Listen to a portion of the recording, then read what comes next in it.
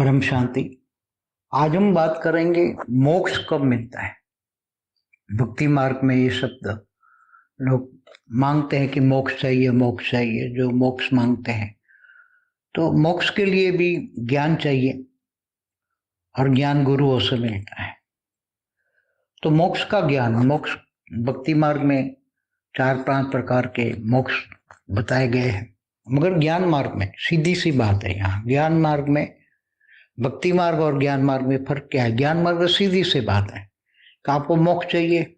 मोक्ष माना मुक्ति या जीवन मुक्ति, 2 प्रकार का है अर्थ।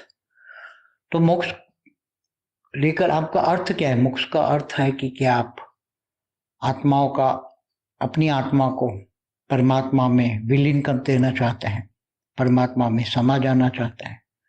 तो जो ब्रह्म ज्ञानी है, ब्रह्म स्वरूप बनते हैं, वो परम धाम में पर ब्रह्म परमेश्वर के अंदर अपना रूप को समाहित कर देते हैं। उसको मुक्ति कहते हैं, मोक्ष कहते हैं। वो पर ब्रह्म का मोक्ष है।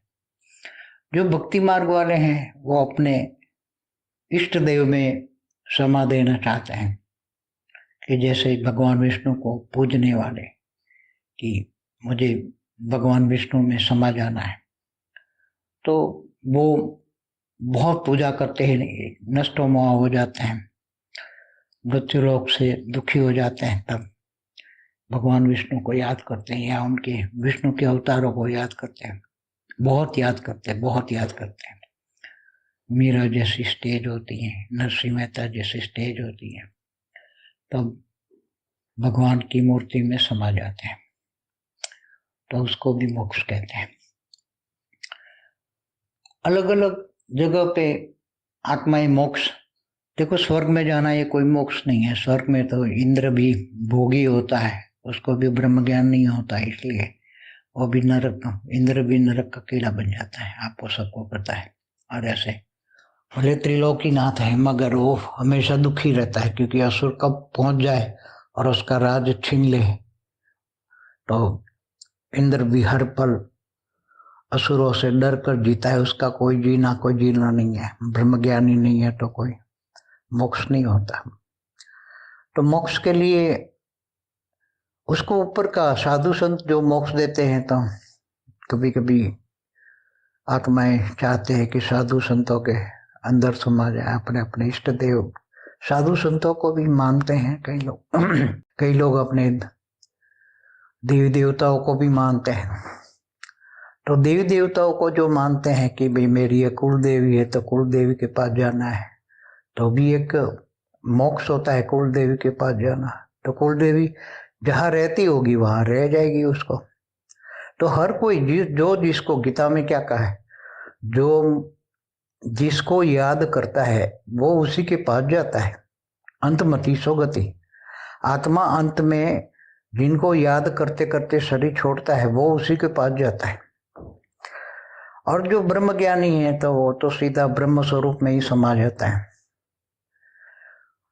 तो और जो विष्णु को याद करता है तो अंत में विष्णुपुरी में जाता है, विष्णु लोक में जाता है। और जो राम को याद करता है तो विष्णुपुरी में राम का जो साकेत लोक है वहां जाता है, वैकुंठ में जाते हैं आत्माएं। अलग अलग देवी देवताओं की उपासना करने वाले देवलोक में जाते हैं। जो शिव शक्ति की उपासना करते हैं तो शिवपुरी में जाते हैं। जो शंकर पार्वती की उपासना करते थे हिमालय में जाते हैं, शंकर पार्वती के पास जाते हैं। तो अलग अलग आत्माएं अलग अलग मुक्ति को पाते हैं। तो जो धरती से ऊपर जो 60 लोग हैं, कभी कभी गंधर्वों की पूजा करते हैं, तो बुबुरु लोक में, भूलोक से ऊपर बुबुरु लोक में गांधर किन्नर यक्ष रहते हैं, यक्ष पूजा करते हैं।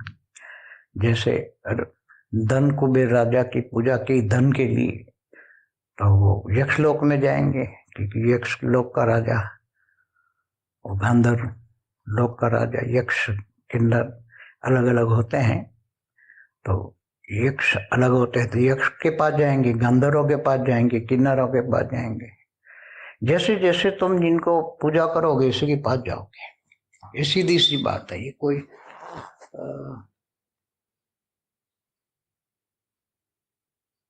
अज्ञान की बात नहीं है, ज्ञान की बात है। ज्ञान ज्ञान ये कहता है कि तुम जिसको याद करोगे उसी से कनेक्ट होगे तो उसके पास पावर जो होगी वो तुम्हें खींचेगी और तुम उसके पास जाओगे। इसलिए कोई विष्णुपुरी में जाता है, कोई शिवपुरी में जाता है, कोई परमधाम में जाता है। और जो असुरों को याद करता है, असुरों की पूजा करता है, तो असुरों अपने नीचे 7 पाताल लोक में जाता है। अतल, वितल, सुतल, तलातल, महातल, पाताल में भी जाते हैं। नागों की पूजा करते हैं तो नागलोक में जाते हैं। तो ये अलग अलग मोक्ष, मोक्ष किसको कहते हैं ये भी पता ही नहीं है लोगों को।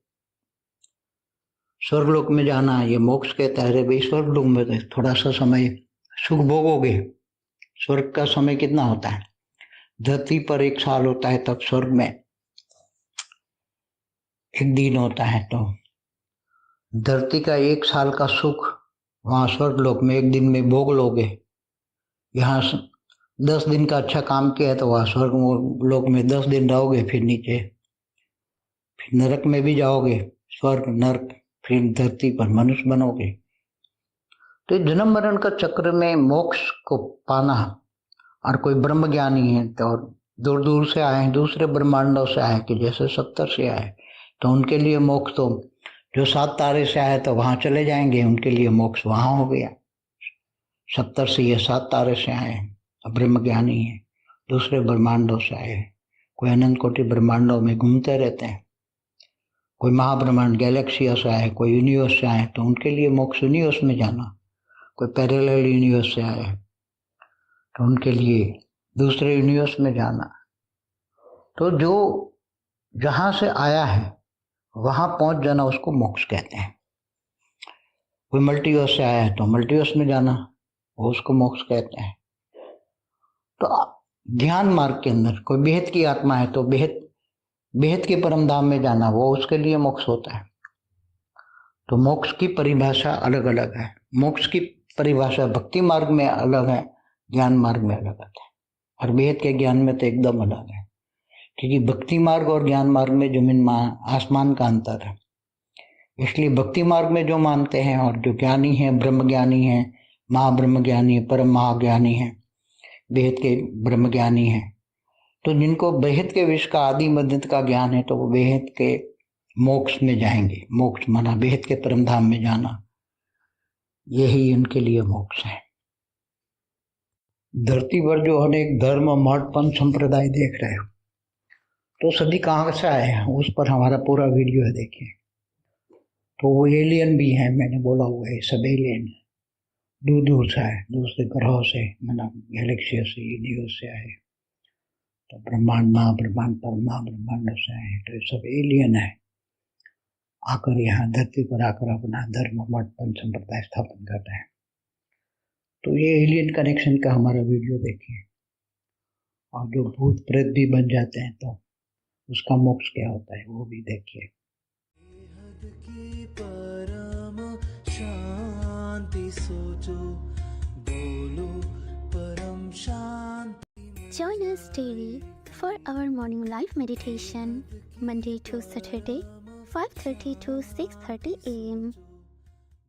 Join us daily for live meditation, 10 p.m. to 11 p.m. on YouTube Live. Subscribe now. Website www.paramshanti.org. Email us anand@paramshanti.org. Like, share, subscribe. Join today.